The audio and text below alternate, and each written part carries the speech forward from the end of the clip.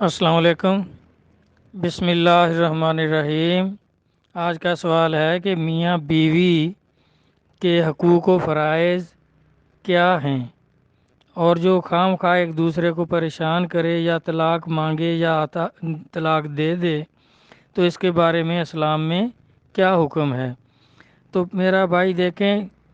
یہ حقوق و فرائض جو ہیں، بیوی کے جو حقوق ہیں وہ شوہر کے فرائض ہیں، اور جو شوہر کے حقوق ہیں وہ بیوی کے فرائض ہیں۔ تو سب سے پہلے جو ہے حقوق آتے ہیں کہ میاں بیوی کے حقوق ادا کرے، تو پھر جو اس پر فرائض ہوں گے وہ عورت جو ہے وہ بھی پورے اپنے فرائض بھی ادا کرے۔ یہ نہیں ہوتا کہ فرائض کرو اور حقوق نہ دو۔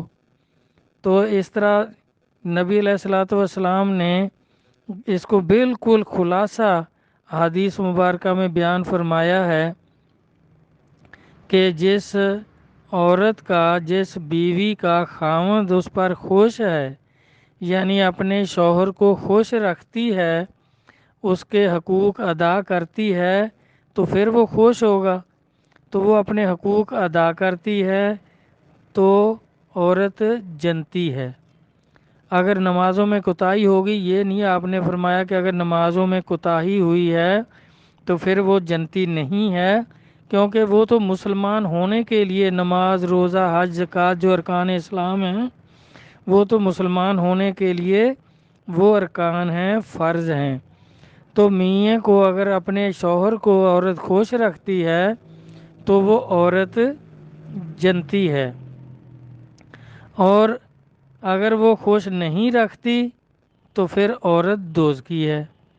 تو اس طرح کوئی بھی وہ کوتاہی کرتی ہے، اپنے شوہر کے حقوق ادا نہیں کرتی، تو اس بارے میں نبی علیہ الصلوۃ والسلام کا فرمان پاک ہے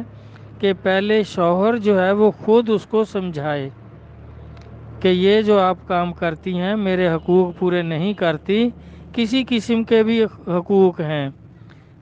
چاہے اس کے وہ ترش زبان استعمال کرتی ہے تو وہ بھی اس کا حق غصب کرتی ہے، اپنے آدمی کا خرچہ زیادہ کرتی ہے، فضول خرچی کرتی ہے، تو پھر بھی وہ اس کے حقوق ادا نہیں کرتی ہے، اپنے فرض ادا نہیں کرتی، اس کے جو شوہر کے جو حقوق ہیں ان کو غصب کرتی ہے۔ تو اگر کسی قسم کی بھی وہ اسلام کے خلاف، اس کے حقوق کے خلاف اگر کوئی کام کرتی ہے جو اس کو پسند نہیں ہے یا اسلام میں وہ جائز نہیں ہے، تو پہلے حکم ہے کہ شوہر جو ہے وہ اس کو اچھی طرح سمجھائے کہ یہ کام نہ کرو۔ اگر شوہر کے سمجھانے سے وہ عورت نہیں سمجھتی، اپنی اس حرکت سے باز نہیں آتی جو جائز نہیں ہے یا شوہر کو وہ پسند نہیں ہے، تو پھر عورت کے والدین کو بلائے اور ان کو کہے کہ بھئی اس کو سمجھاؤ، یہ جو فضول خرچی کرتی ہے یا جو بھی اس کے ناپسندیدہ کام ہے جو شوہر کو پسند نہیں ہے، تو والدین اس کو سمجھائیں۔ اور اگر والدین کے سمجھانے سے بھی نہیں سمجھتی تو پھر نبی علیہ الصلوۃ والسلام کا فرمان پاک ہے کہ پھر اس کو ہلکا مارو۔ ہلکا مارو، یہ نہیں کہ اس کی ہڈیاں توڑ دو، اور آپ نے فرمایا کہ منہ پر نہیں مارو، کیونکہ منہ پر مارنے سے عورت کا جو ہے حسن بگڑ جائے گا، اس کی خوبصورتی میں فرق آ جائے گا۔ تو منہ پر نہیں مارو، اور اتنا بھی نہیں مارو کہ ہڈیاں ٹوٹ جائیں، ہلکا مارو، اور ایسی جگہ مارو جس طرح پولیس والے مارتے ہیں کہ اس سے کوئی ایسا نقصان نہ ہو۔ اگر مارنے سے بھی وہ نہیں سمجھتی تو پھر سرکار کا فرمان ہے کہ پھر اس سے بستر الگ کر لو، اس کو اپنے بستر پر نہیں آنے دو، بائیکاٹ کرو۔ اور وہ کتنا کرو؟ جس طرح نبی علیہ الصلوۃ والسلام نے ام المومنین کا 1 مہینہ بائیکاٹ کیا تھا، کیونکہ آپ نے بھی یہی فرمایا تھا کہ یہ مجھ سے خرچہ زیادہ طلب کرتی ہیں، میں یہ نہیں کر سکتا، تو اس لیے آپ نے پورا مہینہ بائیکاٹ کیا۔ اور پھر اللہ تعالیٰ نے بھی تنبیہ کی عورتوں کے لیے، ام المومنین کے لیے، کہ تم کیا سمجھتی ہو میرے نبی کو عورتوں کی کمی ہے، اگر وہ آپ کو طلاق دے دیں، چھوڑ دیں، تو آپ کو کون پوچھے گا، اور آپ سے بہتر بیویاں میں اور عطا کر دوں گا۔ تو اس طرح پھر اگر اس بات سے بھی ان کا بستر علیحدہ کرنے سے بھی وہ نہیں سمجھتی، تو پھر آپ کا حکم ہے کہ پھر اس کو طلاق دے دو۔ یہ نہیں کہ اس کی ٹانگ توڑو، بازو توڑو، یا اس کو اتنا مارو، زخمی کر دو، یہ حکم نہیں ہے۔ اسلام میں یہی حکم ہے، سرکار نے فرمایا کہ یہ 4 کام ہیں، ان کے کرنے سے بھی اگر وہ نہیں سمجھتی، نہیں باز آتی، تو پھر طلاق دے دو، اپنے گھر سے نکال دو۔ تو اس طرح آدمی کے لیے بھی اسی طرح کے حکم ہیں کہ بھئی پھر اگر آدمی اپنی پہلی شرط تو یہ ہے کہ اگر وہ اپنی جو شادی کرتا ہے اپنی بیوی کے نان نفقہ، یعنی کھانے اور پہننے کے، رہائش کے جو اخراجات ہیں، وہ سہولتیں ہیں، نہیں دے سکتا، تو نبی صلی اللہ علیہ وسلم نے فرمایا پھر وہ آدمی شادی ہی نہ کرے۔ اگر وہ نفسانی خواہشات تنگ کرتی ہیں تو روزے رکھے، اتنے بس روزے رکھتا رہے کہ اس کی یہ خواہش ختم ہو جائے۔ اور اگر وہ شادی کرتا ہے تو پھر اس کے ذمہ فرض ہے کہ بیوی کا نان نفقہ، یعنی کھانا پینا، دوائی کرنا، رہائش، کپڑے، جتنی بھی اس کی ضروریات ہیں، وہ سب آدمی کے ذمہ فرض ہے۔ وہ اپنے فرائض پورے کرے، وہ عورت کے حقوق ہیں، اس کے حقوق پھر پورے ہو جائیں گے، اور ہر طرح کے حقوق جو ہیں اس کے پورے کرے۔ اگر وہ نہیں کر سکتا یہ سارا کچھ تو پھر شادی ہی نہ کرے۔ اور پھر آپ نے فرمایا شادی کر لیتا ہے، یہ سارا کچھ کرتا ہے، تو پھر اس کے لیے بھی وہی خوشخبری ہے کہ جو خامد اپنی بیوی اور اپنے بچوں کو خوش رکھتا ہے،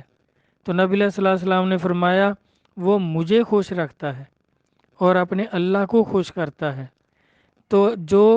تنگ رکھتا ہے، اپنی بیوی کے اور بچوں کے حقوق ادا نہیں کرتا، اپنے فرائض پورے نہیں کرتا، تو پھر وہ شیطان کو خوش کرتا ہے۔ تو سرکار نے فرمایا اپنی امت کو مخاطب کر کے کہ اب آپ کی مرضی ہے، مجھے اور اپنے اللہ کو خوش رکھو یا پھر شیطان کو خوش کرو۔ تو اس لیے جب میاں بیوی دونوں ایک دوسرے کو خوش رکھیں گے، یعنی وہ بھی شوہر کے حقوق ادا کرے گی عورت، اور آدمی عورت کے حقوق ادا کرے گا، یعنی دونوں اپنے فرائض انجام دیں گے، ایک دوسرے کے حقوق پورے کریں گے، تو پھر آپ نے فرمایا کہ وہ گھر جنت ہے، اور وہ دونوں جو ہیں وہ جنتی ہیں، یہاں بھی جنت اور آگے بھی وہ جنت میں جائیں گے، کیونکہ دونوں نے اپنے فرائض پورے کیے اور ایک دوسرے کے حقوق ادا کیے۔ اور یہ تو ہے اسلام میں اس کا ضابطہ حیات کہ اس طرح زندگی گزارو کہ شوہر بیوی کو خوش رکھے اور بیوی شوہر کو خوش رکھے، تو دونوں ہی جنتی ہیں۔ اور اگر شوہر کی آمدنی کم ہے تو اس میں بھی اس کو تانا زنی نہ کرے، یہ نہ کہے کہ میں جب سے آئی ہوں میں نے تو خوشی کا دن نہیں دیکھا، جیسے یہ جیب خرچ کا یہ سوال کرنے والے بھائی صاحب نے ذکر کیا ہے کہ وہ اس کے حقوق بھی ادا کرتا ہے، کسی چیز کی تنگی بھی نہیں ہے، اور وجہ طلاق بن جاتی ہے کہ یہ مجھے جیب خرچی نہیں دیتا۔ تو یہ جیب خرچی یا بازار میں شاپنگ کرنا، یہ تو ویسے ہی اسلام کے خلاف ہے، کیونکہ عورت کو جو ضرورت ہے وہ خامد پورا کرے، اس کے فرائض ہیں، اس نے کپڑے لینے ہیں، کچھ بھی لینا ہے، اگر وہ اپنی مرضی کے لینا چاہتی ہے تو پھر بھی شوہر کے ساتھ چلی جائے، اور شوہر اپنی حیثیت کے مطابق، اپنی آمدنی کے مطابق اس کو شاپنگ کرا دے گا۔ تو اس سے زیادہ کا کرنا جو ہے وہ تو پھر وہی ہے کہ وہ اب شوہر کو وہ پریشان کرتی ہے، خام خواہ پریشان کرتی ہے۔ اگر شوہر پریشان ہے تو عورت کے بارے میں سرکار کا وہی فرمان ہے کہ وہ عورت دوزخی ہے، وہ پھر جنتی نہیں ہو سکتی، کیونکہ اس کے حقوق غصب کر رہی ہے، وہ اپنے فرائض پورے کر رہا ہے، اس کے جو جائز حقوق ہیں وہ ادا کر رہا ہے، تو عورت خام خواہ پریشان کرتی ہے۔ اور وہ کہتے ہیں دوسرا، اس نے بھائی صاحب نے یہ فرمایا ہے کہ 4 4 5 5 بچے بھی ہوتے ہیں، تو پھر کہنے لگ جاتی ہیں کہ یہ شوہر مجھے پسند نہیں ہے۔ بھائی 4-5 بچے تو ہو گئے، اب اور کیا ہوگا؟ اتنا عرصہ تو وہ پسند تھا، اب ناپسندگی کی کیا بات ہے؟ اگر وہ بیچارہ بیمار ہو گیا ہے، کسی بیماری میں مبتلا ہو گیا ہے، تو جب خوشی کے دن اس کے ساتھ گزارے ہیں وہ خدمت کرتا رہا، تو اب اگر وہ کچھ اس کو کوئی تکلیف ہو گئی ہے تو پھر وہ ناپسند نہ کرے۔ تو عورت کا بھی حق ہے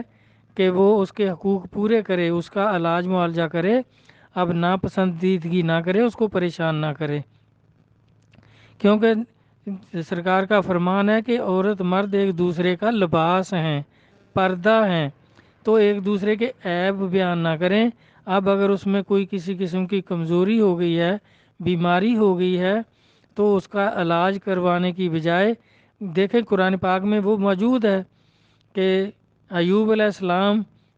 کو کس قدر اذیت ناک اور پریشان کن بیماری ہو گئی تھی، آپ کا جسم سارا زخمی ہو گیا تھا اور کرمس ہو گئے تھے، تو آپ کی جو بیوی تھی وہ دیکھیں وہ نان نفقے کا بھی بندوبست کرتی تھی، علاج کا بھی بندوبست کرتی تھی، وہ سارا خرچہ، ساری کام، مشقت سب کچھ کرتی تھی، تو اب اس کا دیکھیں ذکر قرآن پاک میں ہے۔ تو اس طرح مثالیں موجود ہیں اسلام میں، قرآن میں، احادیث مبارکہ میں موجود ہیں۔ اگر بیوی بیمار ہو جاتی ہے تو یہ ضروری تو نہیں کہ آدمی بیمار ہوگا 4-5 بچوں کے بعد، عورت بھی بیمار ہو سکتی ہے،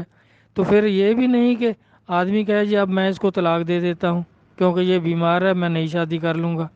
تو یہ اس طرح کا اگر کام کرتے ہیں تو دونوں نے ایک دوسرے کے حقوق مارے ہیں، حقوق غصب کیے ہیں، تو پھر دونوں دوست کیے ہیں اسلام کی نظر میں۔ دونوں میں کسی کو بھی کوئی بیماری ہو جائے تو ان دوسرے کا فرض ہے کہ اس کا علاج کروائے، اس کا دکھ سکھ میں ساتھ دے، تو اس طرح زندگی گزاریں تو پھر دونوں جنتی ہیں، ایک دوسرے کی مصیبت میں، ایک دوسرے کے دکھ میں کام آئیں۔ یہ نہیں کہ عیش کے وقت میں تو عورت ساتھ دے اور صحت کی حالت میں، خوبصورتی کی حالت میں تو آدمی اس کے حقوق پورے کرے، اور اگر اس کو کوئی بیماری ہو جاتی ہے تو پھر کہے کہ اب کون اس کا علاج کروائے، جاؤ اپنی ماں باپ کے گھر، اب علاج اس کے بھائی کروائیں یا کون کروائے،